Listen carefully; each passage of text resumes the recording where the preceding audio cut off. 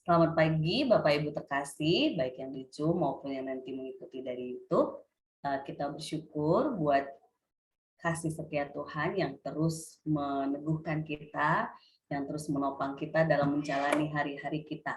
Kita akan memujikan satu lagu yang memang menjadi sebuah lagu yang meneguhkan kita ketika ada hal-hal yang tidak mengenakan, hal-hal yang tidak menyamankan diri kita. Kita selalu melihat bahwa rencana Tuhan itu indah buat setiap kita. Untuk itu kita akan pujikan indah rencanamu Tuhan.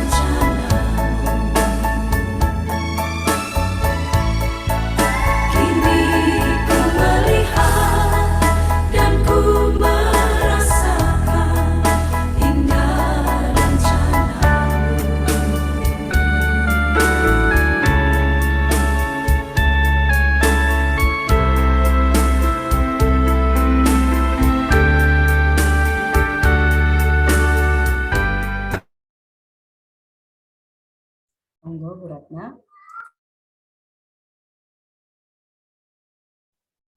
Bapak Ibu, mari kita bersatu hati di dalam doa, mohon pertolongan Tuhan akan saya bawakan. Mari kita berdoa.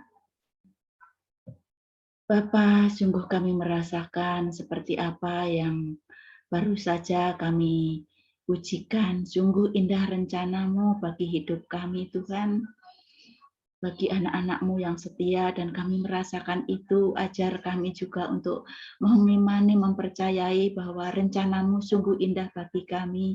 Apapun yang Tuhan izinkan terjadi, tapi kami percaya bahwa segala sesuatu yang boleh terjadi adalah rencana-Mu yang indah bagi hidup kami. Kami bersyukur Tuhan jika pagi ini kami boleh melihat matahari, kami boleh melihat segarnya udara pagi, kami boleh dalam keadaan sehat, semua ini karena anugerah-Mu. Oleh sebab itu ya Bapa, ajar kami terus untuk mengucap syukur untuk setiap hal yang boleh terjadi di dalam kehidupan kami.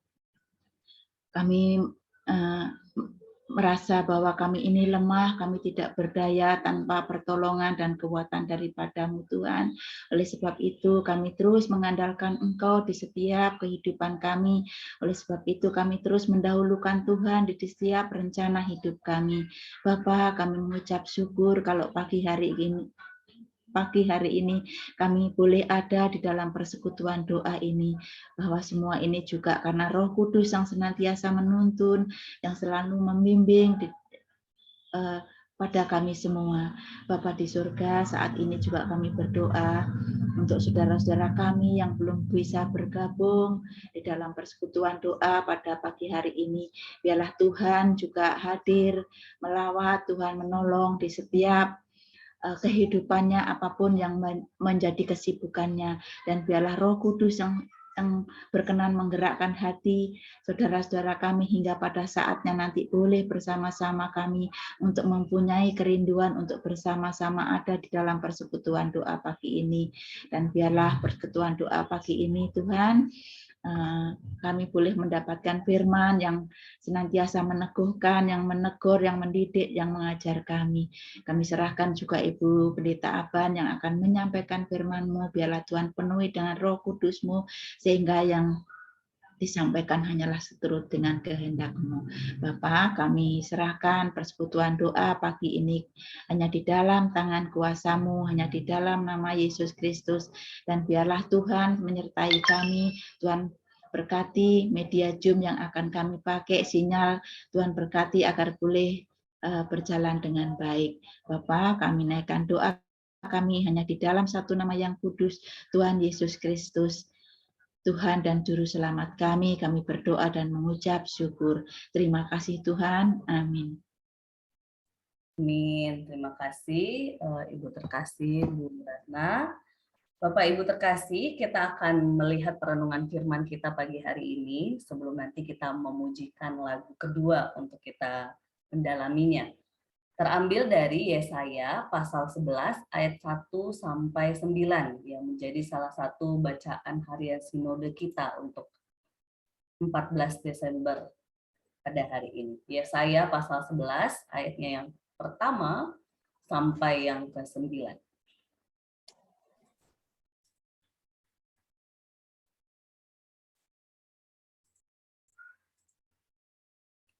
Yesaya pasal 11 ayatnya yang pertama sampai yang 9.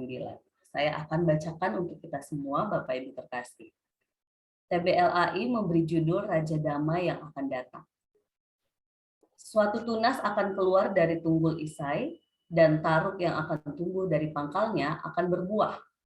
Roh Tuhan akan ada padanya, roh hikmat dan pengertian, roh nasihat dan keperkasaan, roh pengenalan dan takut akan Tuhan, yang kesenangannya ialah takut akan Tuhan. Ia tidak akan menghakimi dengan sekilas pandang saja, atau menjatuhkan keputusan menurut kata orang. Tetapi ia akan menghakimi orang-orang lemah dengan keadilan, dan akan menjatuhkan keputusan terhadap orang-orang yang tertindas di negeri dengan kejujuran. Ia akan menghajar bumi dengan perkataannya seperti dengan tongkat, dan dengan nafas mulutnya ia akan membunuh orang fasik. Ia tidak akan menyimpang dari kebenaran dan kesetiaan, seperti ikat pinggang tetap terikat pada pinggang. Serigala akan tinggal bersama domba, dan macan tutul akan berbaring di samping kambing. Anak lembu dan anak singa akan makan rumput bersama-sama, dan seorang anak kecil akan menggiringnya. Lembu dan beruang akan sama-sama makan rumput, dan anaknya akan sama-sama berbaring. Sedang singa akan makan jerami seperti lembu. Anak yang menyusu akan bermain-main dekat liang ular tedung, dan anak yang cerai susu akan mengulurkan tangannya ke sarang ular beludak. Tidak ada yang akan berbuat jahat atau yang berlaku busuk di seluruh gunungku yang kudus, sebab seluruh bumi penuh dengan pengenalan akan Tuhan, seperti air laut yang menutupi dasarnya. Yang berbahagia adalah setiap kita yang merenungkan firman Tuhan dan yang melakukannya dalam kehidupan sehari-hari. Sebelum kita merenungkan firman ini, kita akan pujikan satu lagu terkait dengan firman bacaan kita tadi, yaitu Raja Damai.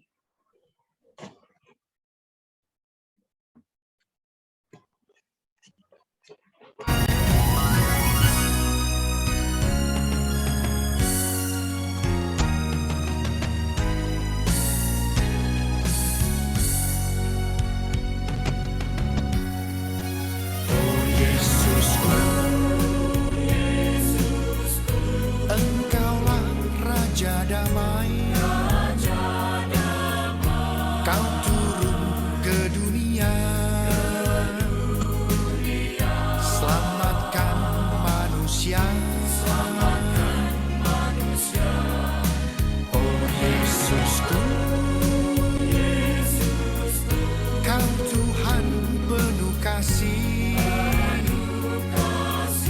Kau berikan hidupmu untuk tebus dosaku. Kaulah Allah yang kupuji, Kaulah Allah yang kusembah. Kemuliaan bagimu di tempat maha tinggi. Kemuliaan bagimu di tempat maha tinggi.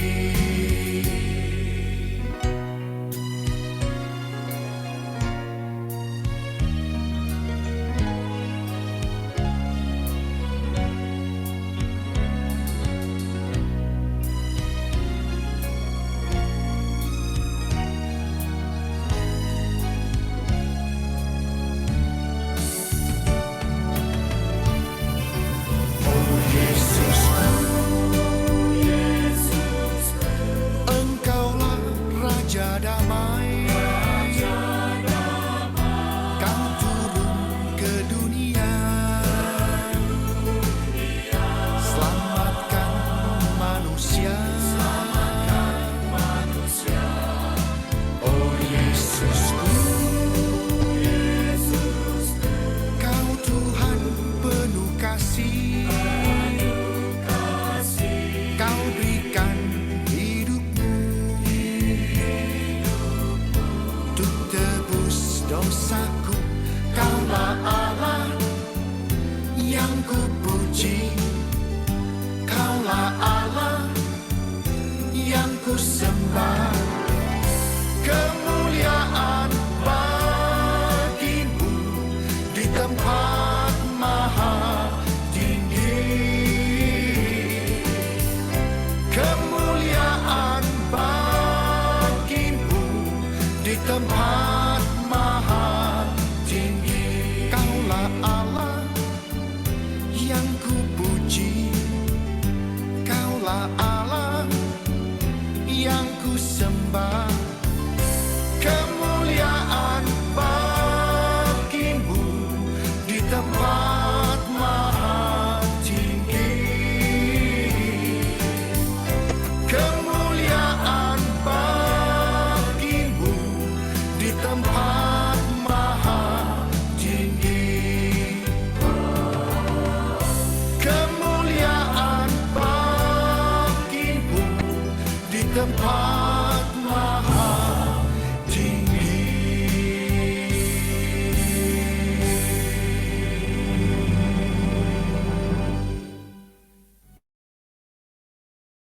Iya, berbahagialah kita ya Bapak Ibu terkasih karena kita beroleh pengetahuan untuk mengetahui siapakah Raja Damai dalam kehidupan kita. Bapak Ibu terkasih, Yesaya pasal 11 ayat 1 sampai 9 yang menjadi perenungan kita hari ini adalah penggambaran bagaimana nubuatan Yesaya tentang Raja Damai ataupun Yesus itu terus disuarakan di tengah-tengah konteks di mana Israel yang saat itu sedang terpuruk karena dihancurkan oleh Asyur begitu ya, tetapi mereka tetap senantiasa beroleh janji dari Allah, beroleh untuk penguatan bahwa kepada setiap keturunan Daud mereka akan memperoleh kekuatan dari Tuhan, memperoleh penyelamatan, memperoleh penggenapan akan Sang Mesias yang akan mendamaikan segala sesuatunya. Yang kalau kita lihat tadi dari perenungan firman kita, bagaimana Sang Raja Damai itu punya sesuatu yang di luar dari kita manusia dengan segala kelemahannya. Kalau kita lihat tadi di ayatnya yang 1 sampai 3, bagaimana digambarkan seorang Raja Damai itu yang ada padanya roh Tuhan, roh hikmat dan pengertian, roh nasihat dan keperkasaan, roh pengenalan dan takut akan Tuhan, dan kata kunci terakhirnya ialah kesenangannya ialah takut akan Tuhan.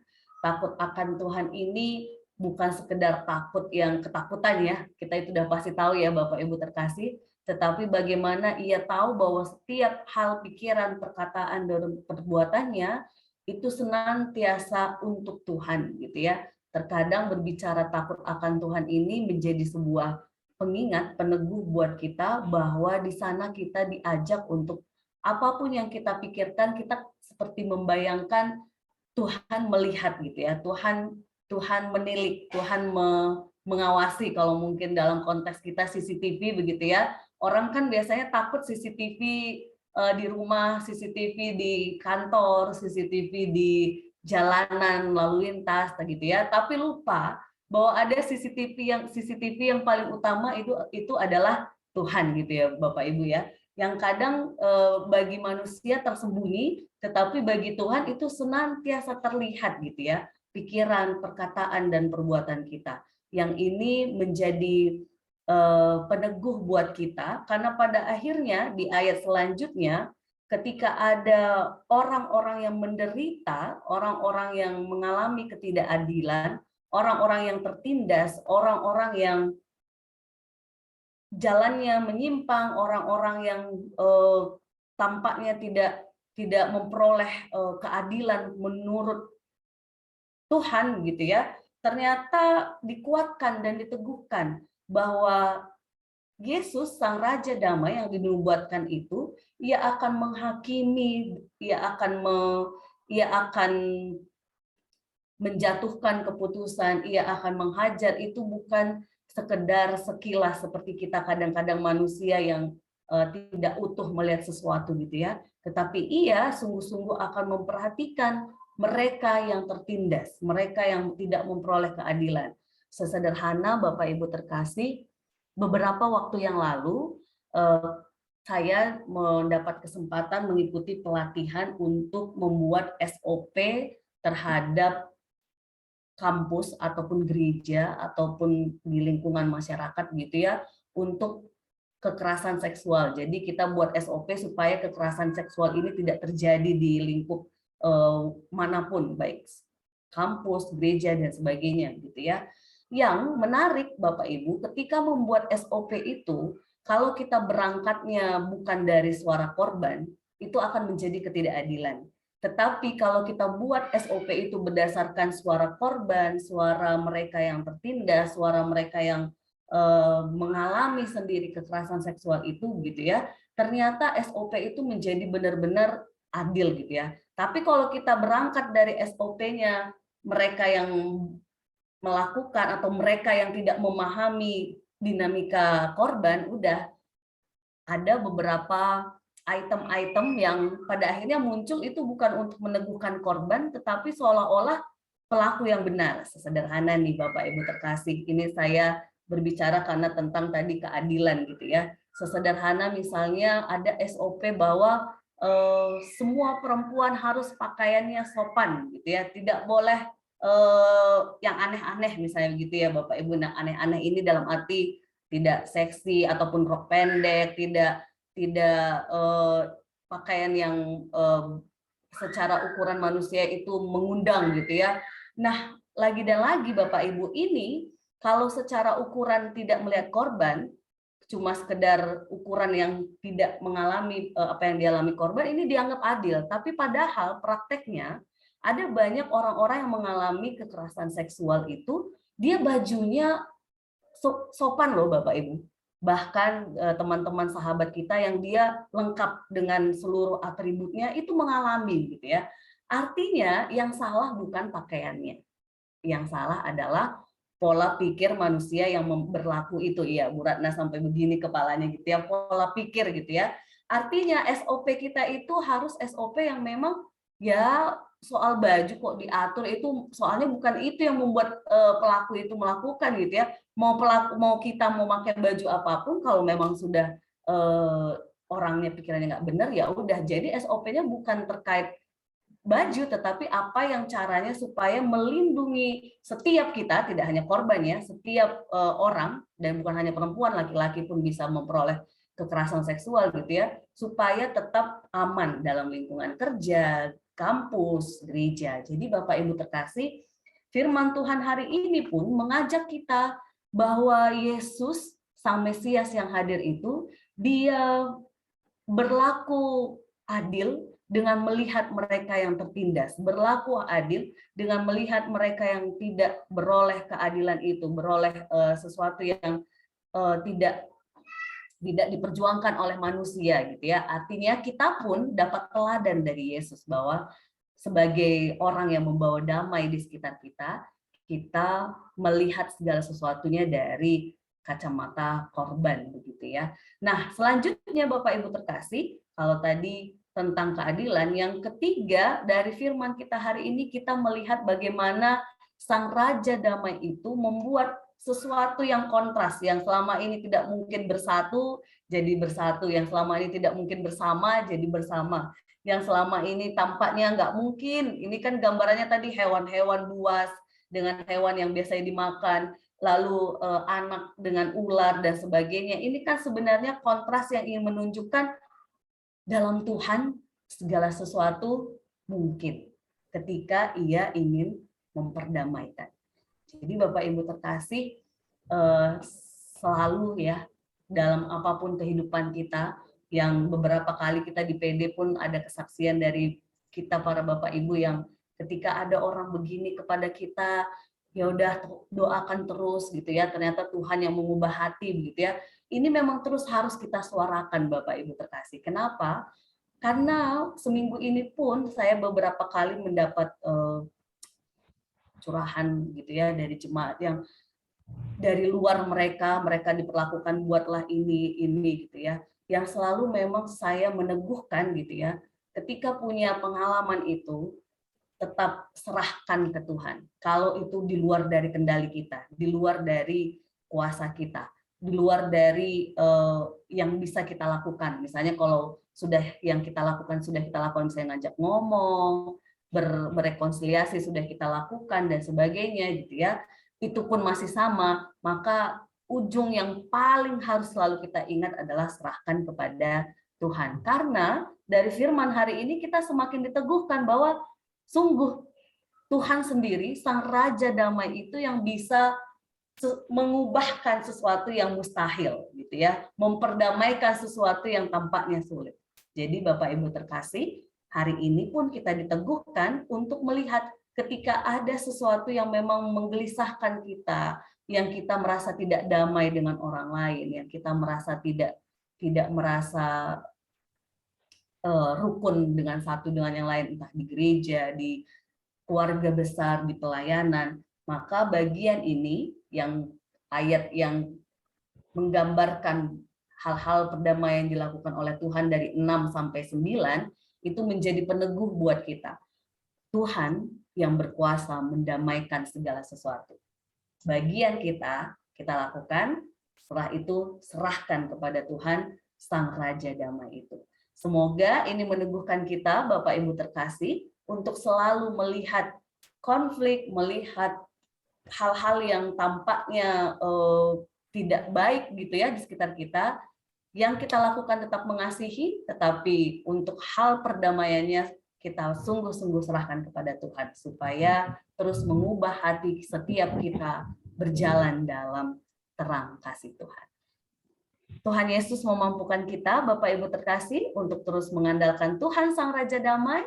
Dengan takut akan Tuhan kita menjalani hari-hari kita, dengan tetap melihat yang tertindas, yang menjadi korban untuk juga menegakkan keadilan, karena Allah kita sendiri pun demikian.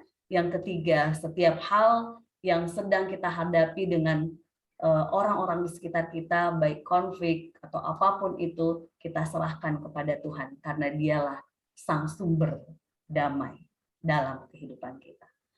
Amin. Tuhan Yesus memberkati.